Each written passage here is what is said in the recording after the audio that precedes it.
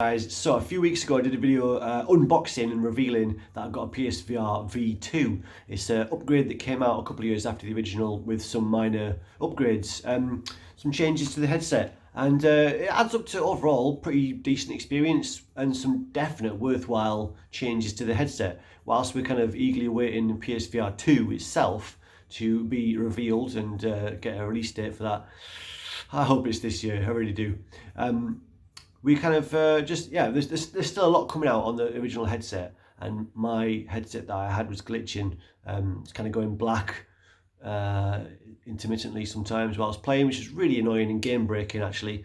And there's stuff online, suggestions for how to fix your screen going black, although my headset didn't seem to respond to those solutions, so I think it was doing it for a different reason. Maybe not software, maybe nothing to do with that. But anyway, it was annoying. It also had a couple of dead pixels, and the foam in the front was starting to wear away, so it was time to upgrade. It was worth spending the extra money, even though these headsets haven't gone down in price. I think Sony must be selling them at cost at least, or trying to make a profit on them, because the headsets have not gone down in price for a hell of a long time. So my new headset was 260 quid. Yeah, but I've enjoyed it so much that I felt that it's actually, I don't begrudge spending to keeping the game, so to speak, even though the headset that I had was faulty. It was annoying, couldn't really get it fixed, couldn't send it off to really get it fixed. I don't know what was going on with it, but got the V2, and this is my experience of having it for the last couple of weeks. I was initially a little bit concerned actually, because when I first put the headset on, the screen door effect was more noticeable. Like, without a shadow of a doubt, on the V2 compared to my old V1 headset, I could see a screen door effect, and that is where you see kind of the space, the black space in between the pixels. As virtual reality headsets have developed, those spaces have got smaller and smaller. Pixel fill and the gaps between each pixels has become less, so it's more immersive. There's less of a barrier in between you and the experience of feeling like you are somewhere different, somewhere fantastic. But on the PSVR 1 headset, or version 1 I should say, even though it was a relatively low resolution compared to a lot of other PC headsets out there, the V1 had a very complete pixel fill ratio, if you get me. So I personally didn't see basically any screen door effect, no black between the pixels. This meant that the pixels probably bled into each other, and that might have caused some, contributed to the slight kind of blurriness in a way. Although, again, I think that is mainly down to the resolution. The pixel fill of the V1 headset I thought was fantastic, and I genuinely didn't ever notice any screen door effect. Has like I said, the low resolution is a separate issue, but in terms of screen door specifically, the V1 didn't have it, and the V2 I felt had this more noticeable screen door effect, and I was a bit disappointed by that to begin with.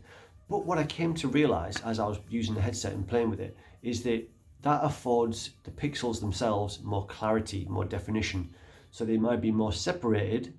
We're talking like fractions of a millimetre here, of course. If you actually measured the space, you couldn't see it unless you're looking at it through these lenses really close up and magnifying everything. So it's not an issue. You get used to it. It's not game breaking. It's not something that prevents you from feeling immersed. It's just something that you might notice to begin with, and then you acclimatise to the technology that you're using, and your imagination takes over. Your sense of wonder, your sense of presence, getting into the gameplay itself, that kind of thing, all takes over. So these are really kind of nitpicking things to talk about, really. But it was something that I noticed because it was a difference. It was a change from my first headset to this new one. But yeah, I played several hours playing Hitman 3 VR, which is a fantastic game and really clear as well, really crisp. So this was a good game to try this, to notice this difference with, because yeah, Hitman 3 is getting plaudits for being so clear when so many PSVR games of lower caliber which didn't manage to be this clear. A lot of games, especially in the early days, felt like they had kind of Vaseline smeared across the screen as you were playing it, because I don't know if it was the horsepower that was a problem, the coding, whatever it was. There's only there is a small number of PSVR games that stand out for the pure fact that they manage to do intricate looking graphics, but crisp and clear. Wipeout 2097, Wipeout, not 2097, Wipeout Omega Collection is one of those that stands out. People remember it as being so crisp and clear, and yet there's so much going on at such a high speed that it was surprising to regular PSVR players who got used to this occasional kind of it almost seemed like a necessary evil of this blurred out style, but we learned that that's not necessary.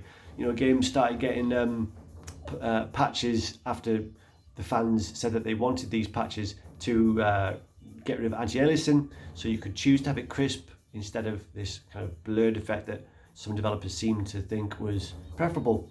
That's kind of going off the beaten track a bit with regards to that, but yeah, so I got used to it essentially, because the crispness was something that you can kind of appreciate, and maybe it's a design choice by them. Maybe they chose to go for crispness over pixel fill.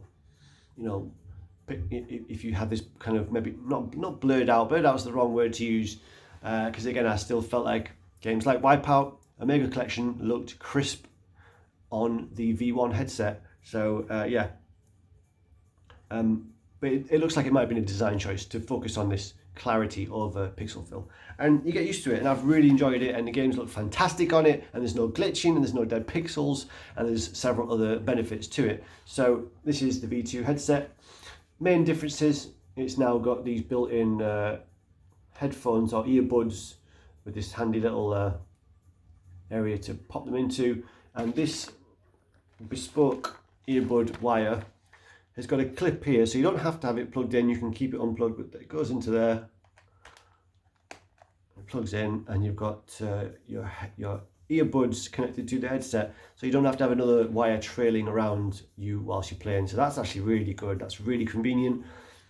Although often I do like to play PSVR with the sound coming out of the TV or a soundbar, because you're not going to get the 3D audio, but the sound is more tangibly coming from your surroundings, so that can be immersive too.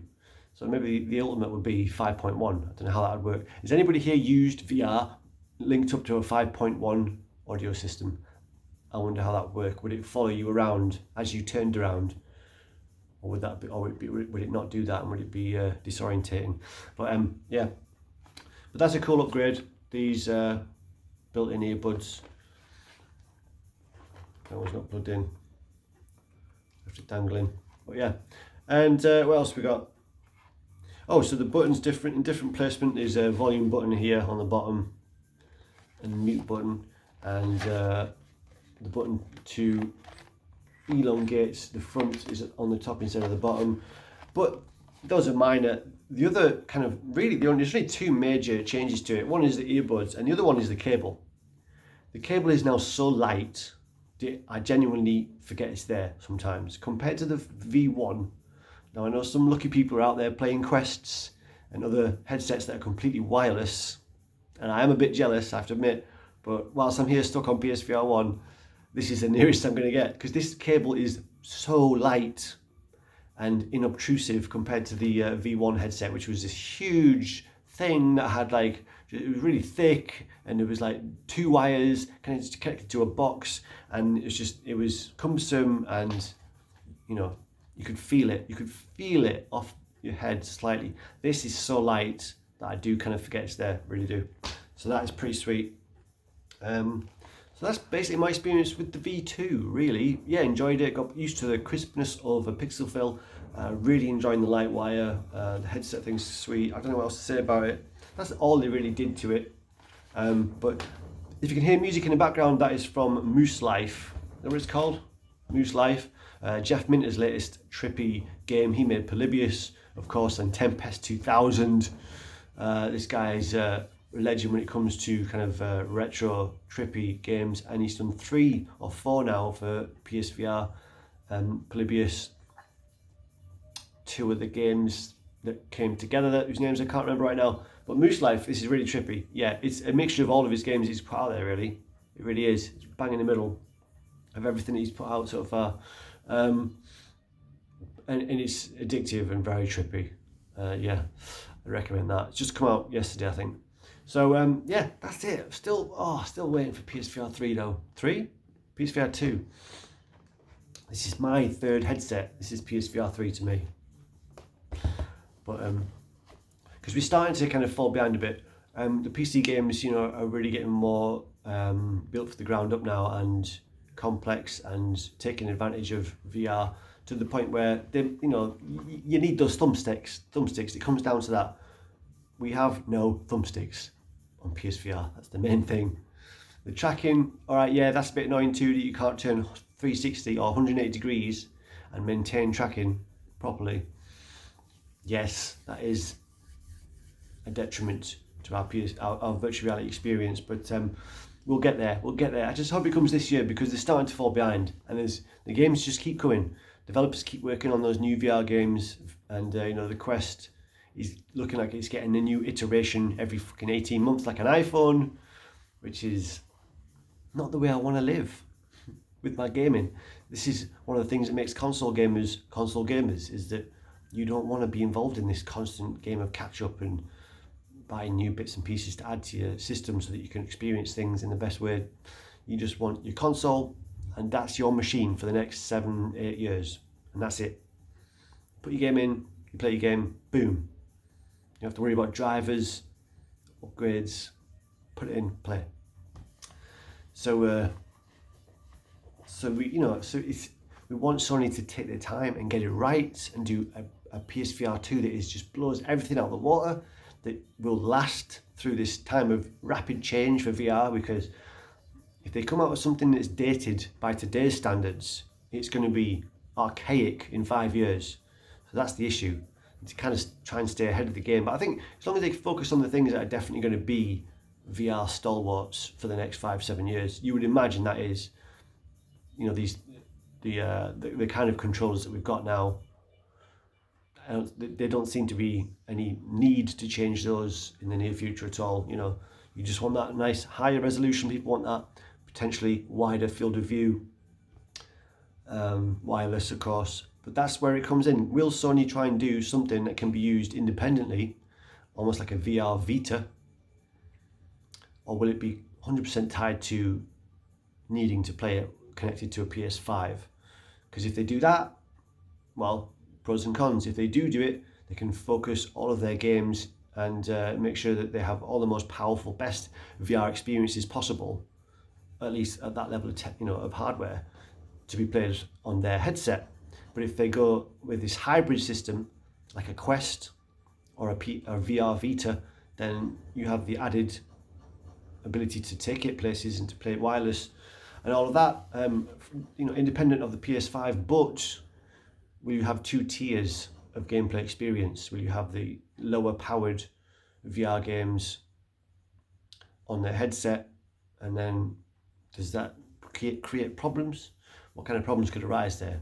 If you buy a game, you essentially would have to buy 2 versions of it, one that is underpowered and able to work independent of the PS5, and another version that looks better, runs better, and has all the benefits of running directly from the PS5. I don't know how that would work.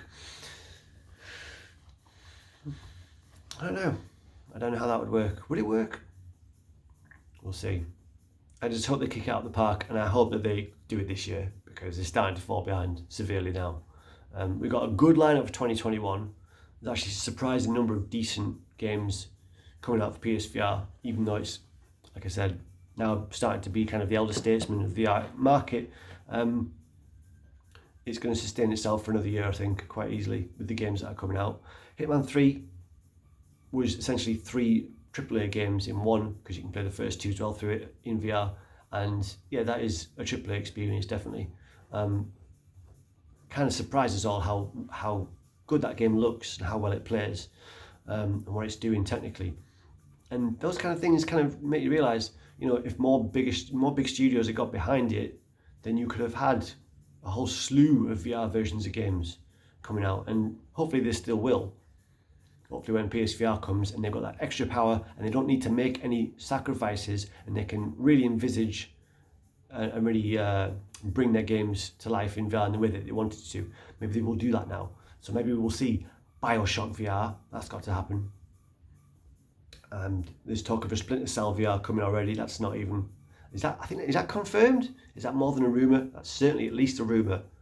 Maybe confirmed, I'm not sure. I think Splinter Cell is officially coming to VR soon.